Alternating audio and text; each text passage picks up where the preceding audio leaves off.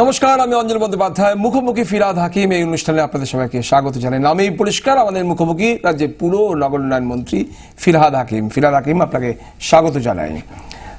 আমার মনে পড়ছে ঠিক এই স্টুডিওতে আজ থেকে 4 বছর আগে, তখন কর্পোরেশন ইলেকশনটা, পুরসভা নির্বাচনটা শেষ হয়েছে, আপনারা কলকাতা পুরসভায় ফিরছেন এবং সেই অবস্থায় আপনার দিকে একটা পজিটিভ ট্রেন্ড আসছে। তখনও বোঝা যাচ্ছে না যে 2011 পালা পরিবর্তন হবে কিনা, এবং তখন আপনারা খুব আশাবাদী এবং বিরোধী শিবিরে তীব্র আপনাদের তখন বিরোধের স্বর। তারপর অনেকগুলো বছর কেটে গেছে, 2011 ক্ষমতায় এসছেন। এখন কি মনে হচ্ছে যে বিরোধী শিবির থেকে যেটা বলা সোজা ছিল, এখন প্রশাসনের 2011 ক্ষমতায় এসছি, 9 আমাদের যা ছিল তার থেকে অনেক সিট বেড়েছে। 34টা সিট নিয়ে আমরা লোকসভাতেও এবার এসছি।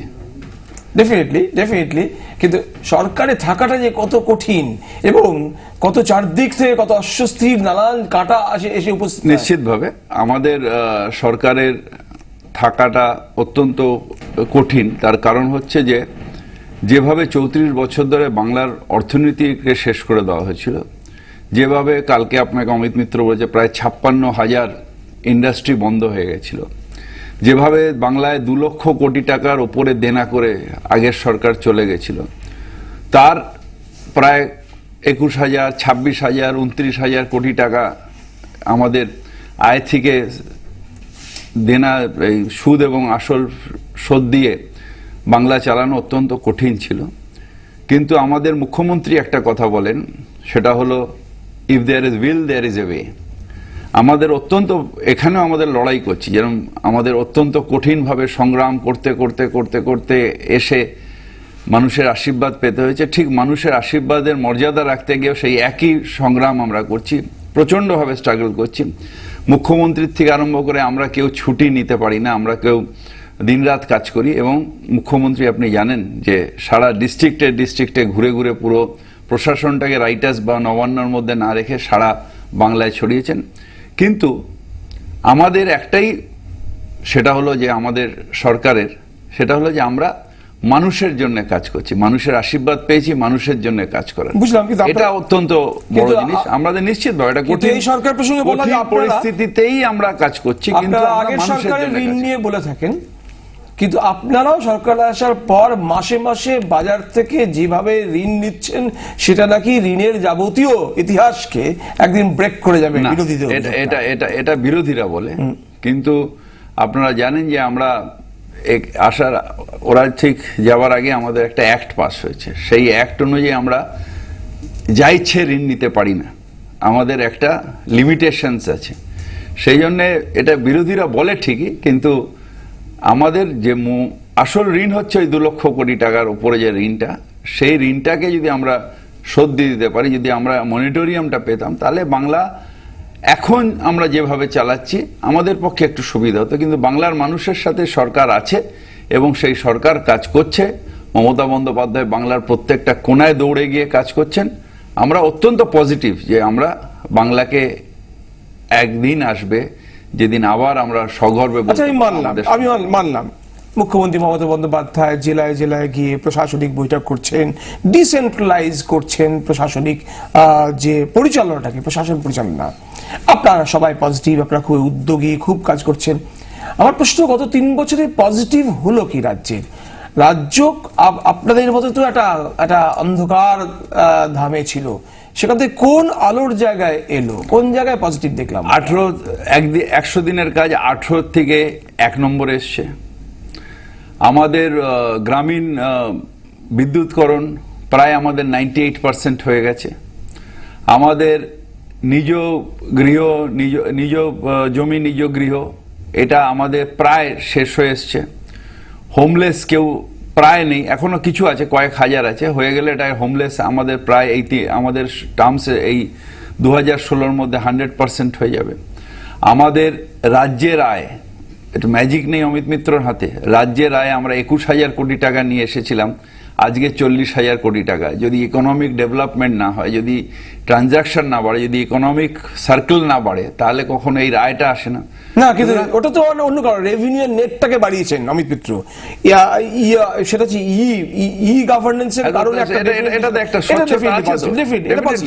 তাছাড়া আমাদেরও সব কটা যে সব দপ্তরে আজ ই টেন্ডারিং হচ্ছে, সব দপ্তরে ই টেন্ডারিং, আমার 100% আমার দপ্তরে ই টেন্ডারিং হচ্ছে। আগের থেকে আগে আমরা শুনতাম এই বাজেট বরাদ্দ তার খরচা হয়েছে কত না 50% খরচা। এখন আমরা কিন্তু বাজেট বরাদ্দ মুখ্যমন্ত্রী রিভিউ মিটিং করে বলেন বাজেট বরাদ্দর কে কত খরচা করেছো, তার উপরে কিন্তু তাদের পয়েন্ট হয়। সুতরাং আজকের পরিস্থিতি আর আগের পরিস্থিতির মধ্যে তফাৎ হচ্ছে। এখনকার পরিস্থিতি আমরা মানুষের কাছে জবাবদিহি করছি, আগের পরিস্থিতি ছিল পার্টির কাছে জবাবদিহি করা হতো। আমরা আজ মানুষের কাছে জবাবদিহি করছি। এবং এই যে কাজগুলো বললাম, এছাড়াও কন্যাশ্রী প্রকল্প, মাইনরিটিতে যদি দেখেন আগে মাইনরিটি ফাইন্যান্স কর্পোরেশন 4 লক্ষ মানুষের লোন দিত, আজকে প্রথম বছর 21 লক্ষ করে আজকে প্রায় 50-60 লক্ষ মানুষের মাইনরিটির লোন গেছে। এইরকমভাবে বিভিন্ন খাতে আগে বোধহয় 200 কোটি টাকা বাজেট ছিল, আজ সেটা 800 কোটি টাকা বাজেট হয়ে মাইনরিটির কথা বলছি।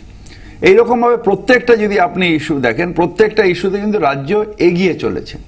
আপনি নিজে সিঙ্গাপুর যাচ্ছেন শিল্প আনতে, অনেকে শিল্প নিয়ে অনেক রকম গল্প করছে, কথা বলছে, বাংলার নামে বদনাম করছে, কিন্তু একটা পজিটিভ ওয়েতে মুখ্যমন্ত্রী এগোতে চাইছেন যে আসুক, বাইরের থেকে লোক নিয়ে আসুক শিল্প। আচ্ছা, এই প্রসঙ্গে আমি আপনাকে জিজ্ঞেস করি, এই প্রসঙ্গে এটা শুধুমাত্র মন্ত্রী ফিরহাদ হাকিম না, আমি একজন তৃণমূল কংগ্রেস নেতা ফিরহাদ হাকিম, যিনি মুখ্যমন্ত্রী রাজনৈতিক নেত্রী মমতা বন্দ্যোপাধ্যায়কে দীর্ঘদিন ধরে চেনেন।